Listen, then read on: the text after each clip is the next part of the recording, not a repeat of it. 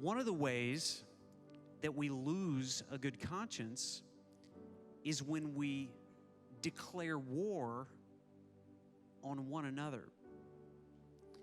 And it could be possible that here tonight, as we've invited the Spirit of God to speak, as we've opened His Word speaks to our conscience. And it's possible that here tonight, you don't have a good conscience. Maybe the Spirit of God has convicted you. We even prayed last night that God would convict us of sin. If He has convicted you of sin and you have not confessed and repented of said sin, you don't have a good conscience.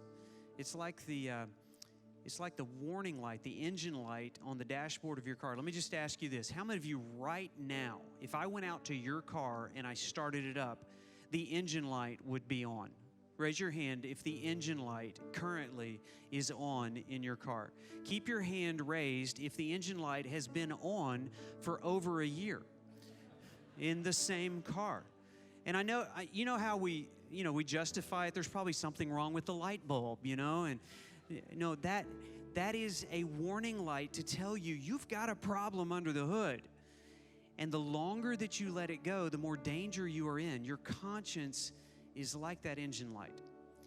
And some of you have had the engine light on for a long time. The Holy Spirit's been convicting you, and you haven't confessed and you haven't repented. And I want to make it even more personal. 2020 has exposed what's going on under the hood.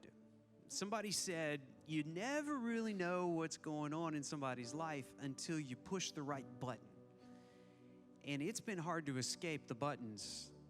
Somebody has triggered you about their particular position on a pandemic. Somebody's triggered you on some particular position on racial justice. Somebody's triggered you on what you think the aesthetics of a church ought to be. There's just no end to the list of things that have triggered us. And that could be a grace of God, like that warning light, to let you know the problem is much deeper. It's in your conscience. And so I just want us to pause here for a moment. Would you just bow your heads for a moment? And we want to give the Spirit of God time